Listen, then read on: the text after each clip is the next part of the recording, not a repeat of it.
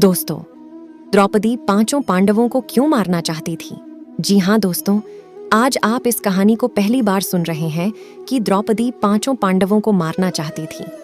दोस्तों, जब अर्जुन मछली के आंख को तीर से भेद कर द्रौपदी का विवाह करके लेकर आए थे और द्रौपदी यज्ञ से पैदा हुई थी और यज्ञ कन्या थी, उसका जन्म नहीं हुआ था। दोस्तों, वह किसकी अवतार थी? ये वीडियो में आगे चलकर हम आपको बताएंगे दोस्तों। जैसा कि कहा जाता है कि द्रौपदी को जब पांचों पांडव लेकर अपनी माता के पास आए और माता कुंती से कहा कि हे माँ, देखो मैं किसे लेकर आया हूँ। एक तो पांचों पांडवों को वनवास हो गया था, 12 साल के लिए 1 साल के लिए अज्ञातवास हुआ था। इस वजह से वो लोग वन में रहते थे और भिक्षा मांगकर अपना गुजारा करते थे। माता ने सुना कि कुछ लेकर आए होंगे बेटों ने, इसलिए उन्होंने बिना देखे कहा, पुत्रों जो लाए हो उसे आपस में बांट लो। लेकिन उनको क्या पता था कि मेरे मुंह से क्या निकल गया। पांडव ने कहा, हे माता, आपने क्या अनर्थ कर दिया। मैं जिसे लेकर आया हूँ वो कोई वस्तु नहीं है, वो एक नारी है और मैं इसे कैसे बंटवारा कर लूं। हे माता, आपको ऐसी उत्तर नहीं देनी चाहिए थी। माता ने कहा, मेरा वचन है बेटा अब निकल गया, मुझसे तो उसे कैसे वापस करूं। इतने में ही स्वयं भगवान श्री कृष्ण वहां प्रकट हो गए। भगवान श्री कृष्ण ने कहा कि पांचाली अब 5 पतियों की पत्नी बनकर रहेंगी, लेकिन उसके कुछ नियम होंगे। जब वह किसी की पत्नी बनेगी तो 1 साल तक दूसरे जो पुरुष होंगे वह उसके जेठ देवर कुछ भी रिश्ते में लगेंगे ऐसा बनकर रहेंगे। जब 1 साल पूरा होगा तो दूसरे की पत्नी बनेंगी तो दूसरा जो बचेगा वह जेठ देवर इस तरह से लगेगा। सारे पांडव मान गए दोस्तों। एक दिन की बात है, अर्जुन और उनकी पत्नी द्रौपदी एक साथ महल में बैठे थे। उसी बीच आकार पहुंच गए।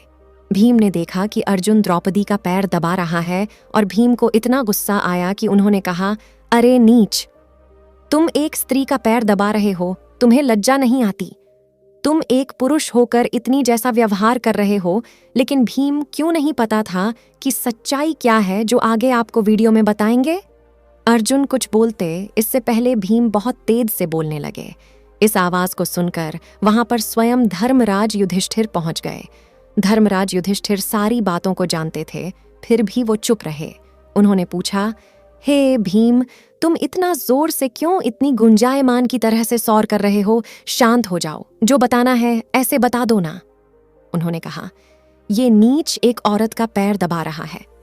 अर्जुन ऐसी गिरी हरकत कर सकता है, किसी औरत का पैर दबा सकता है, ये तो गलत है। तो धर्मराज ने कहा, ये कौन सा गलत है?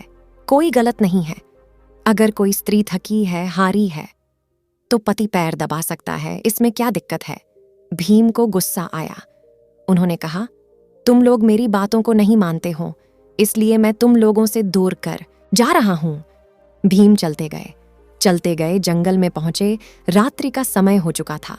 अब रात में कहा जाता है घना जंगल था। जंगल में एक वृक्ष पर जाकर बैठ के वो जैसे वृक्ष पर बैठे उन्होंने देखा, कुछ ही समय बाद एक झाद्धू लगाने वाला आता है।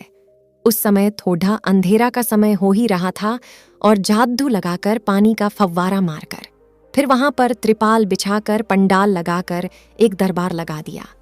देखते देखते वहां पर 33 कोटि के देवता पहुंच के देखते वहां पर स्वयं भगवान श्री कृष्ण भी उपस्थित हो गए। ब्रह्मा, विष्णु, महेश जो भी थे सब उपस्थित हो गए। कुछ देर बाद द्रौपदी भी अपने हाथ में खड्ग लेकर वहां पहुंचती है। कहती हैं, हे कृष्ण, तुमने मुझे पांडवों के रक्त को देने के लिए कहा था, जिससे मेरा खप्पर भर जाएगा, और मैं सबसे पहले भीम को मारना चाहती हूँ, क्योंकि भीम को मारकर मैं आधा खप्पर उसके ही रक्त से भर लूंगी। भगवान श्री कृष्ण ने कहा, हे देवी, आप स्वयं जगदम्बा हैं, इसलिए मैं आपके वचन का पालन करूंगा। आप इतना क्रोधित ना हो। अभी जल्द ही एक महायुद्ध होने वाला है, उसमें हजारों सेनाएं मरेंगी, लाखों की तादाद में मरेंगी। जितना चाहे ना उतना खप्पर भर लेना। पांडव भी उसी में होंगे, आपकी सारी मुराद पूरी होगी। और द्रौपदी ने कहा, ठीक है माधव, अगर आप ऐसा कहते हो तो मैं जा रही हूं, लेकिन अब मैं दोबारा आपसे आज्ञा नहीं मांगूंगी। भगवान कन्हैया ने कहा, ठीक है, आप जाइए, मैंने जैसा कहा है वैसा होगा। कुछ देर बाद वहां से द्रौपदी चली गई। सारे देवता चले गए, स्वयं भगवान श्री कृष्ण भी चले गए। रात्रि का समय था। भीम के अंदर डर पैदा हुआ। उन्होंने सोचा कि ये तो मुझे मार भी डालेगी, मेरे भाइयों को भी मार डालेगी, मेरा पूरे भाई नष्ट हो जाएंगे, इसलिए मुझे जाकर सबसे पहले अपने भाइयों को बताना चाहिए। इसके बारे में विचार करना चाहिए कि द्रौपदी कौन है, क्यों मारना चाहती है। और फिर वो चले, तभी देखा कि उनके पीछे बहुत महाभयानक राक्षस आ रहा है दौड़ता हुआ। भीम से काफी बलशाली और बहुत विशाल शरीर वाला था, भयानक था। भीम ने देखा, भागना शुरू कर दिया। उनके पीछे वो राक्षस उनकी पीछा करने लगा। अचानक एक नकटासुर नाम का राक्षस, जिसका नाक कटा हुआ, आगे बैठा और विश्राम कर रहा है पर्वत के ऊपर। अब भीम ने देखा कि आगे भी राक्षस, पीछे भी राक्षस। अब तो आगे खाई या फिर कुआं कहाँ जाएंगे। भीम भागते हुए उसके पास गए जहां वो पर्वत के ऊपर बैठा था। उन्होंने कहा, हे मामा, प्रणाम करता हूं। तो राक्षस ने कहा, अरे भांजी, कहाँ से आ रहे हो, कौन हो तुम? भीम ने कहा, हे मामा, श्री परिचय बाद में जान लेना, पहले आप मुझे बचा लीजिए, क्योंकि मैं बहुत कष्टमय हूं। एक महाविशालकाय राक्षस मेरा पीछा करता हुआ आ रहा है। अगर आप नहीं बचाएंगे तो मुझे खा लेगा। उस राक्षस ने भीम को ले जाकर अपनी पीठ के पीछे छिपा दिया। राक्षस ने जब राक्षसों ही देखा तो वहां से चला गया, उल्टे मुंह करके भी बाहर आए। फिर पर्वत का राक्षस पूछता है, अरे भांजी, कौन हो तुम? तो उन्होंने कहा, मामा, आप मेरे मामा हैं और मैं आपका भांजा हूं, आप परिचय न पूछें। राक्षस ने कहा, ठीक है। भीम ने कहा, है मामा, आपका ना कैसे कट गया? राक्षस ने कहा, हे भांजी, कुंती का पुत्र जिसका नाम अर्जुन है, उसने मुझसे युद्ध करके मेरा नाक काट दिया। मैंने सुना है कुंती के 5 पुत्र हैं। मैं तब से 5 पुत्रों को ढूंढ रहा हूं कि वो 5 पुत्र मिल जाए और मैं उनको खाकर तृप्त हो जाऊं, लेकिन वो मिले नहीं और मैं तब से ढूंढता रह गया। भीम डर गए। भीम ने कहा कि ये क्या कर दिया, मैंने आप भी मुसीबत में ही फंसा हूं। फिर सुबह हो गई। भीम ने कहा, हे मामा श्री, अब मुझे जाने की आज्ञा दे। भीम चलकर और भगवान श्री कृष्ण के पास सबसे पहले पहुंचे। उन्होंने कहा है, कन्हैया, जो मैंने कल रात को देखा क्या वह सच था? स्वयं माधव ने कहा, हाँ भीम, वो सच था जो तुमने देखा है। तो उन्होंने कहा है, द्रौपदी इतनी विशालकाय रूप लेकर और हाथ में खड्ग लेकर क्या करने आई थी? भगवान माधव ने कहा, है भी तुम कितने भोले हो। द्रौपदी याज्ञसेनी है, वो साक्षात जगदम्बा है, स्वयं माता काली का रूप है। वो अपना खप्पर भरने के लिए आई थी। भीम ने कहा, अगर वो खप्पर भरना चाहती है तो मुझे क्यों मारने के लिए कहती थी कि भीम से आधा में खप्पर भर लूंगी। भगवान कन्हैया ने कहा कि उसने पहले ही निश्चय कर लिया है कि वो आपको मार कभी खप्पर भरेगी। तो भीम ने कहा, हे प्रभु, हे कन्हैया, मुझे बचाने के लिए कृपा करें और कोई उपाय बताएं। भगवान ने कहा, है भीम, देखिए द्रौपदी आपकी पत्नी है, वो नहीं जानती है कि तुम जानते हो सारी बात, इसलिए तुम यहाँ से जाओ और कोई भी तुमको भोजन करने के लिए कहें। तुम रूठ कर बहाना बनाकर बैठना, किसी के कहने पर भी मत खाना। जब स्वयं द्रौपदी तुम्हारे पास आएगी और उनसे 3 वचन ले लेना, तब तुम भोजन करना और तब तक मैं भी आ जाऊंगा। भीम ने कहा, जैसे ही आ गया माधव, आप जैसा कहते हैं वैसा ही होगा।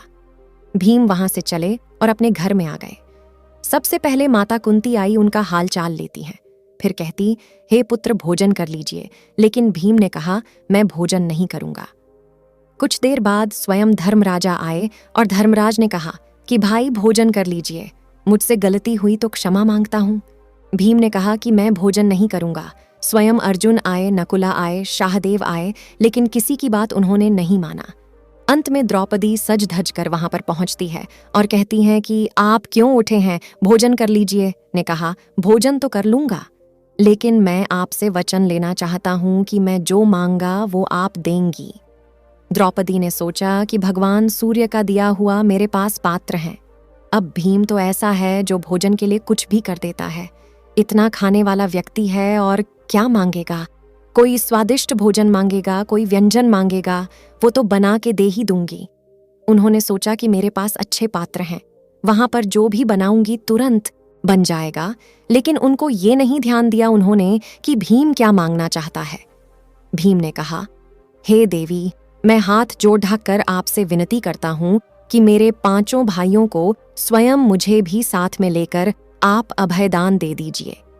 उन्हें ना मारिए, क्योंकि आप वचन दे चुकी हैं द्रौपदी या वचन देती थी।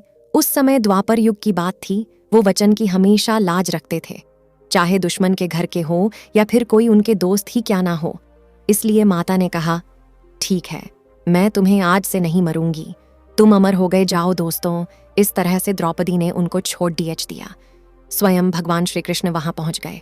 उन्होंने भी कहा, है बहन, उनको अभयदान दे दीजिए। अभयदान हो गया दोस्तों। कुछ दिन बाद बहुत विशाल का युद्ध हुआ। उस विशाल का युद्ध में हजारों की तादाद में सेनाएं मरने लगीं।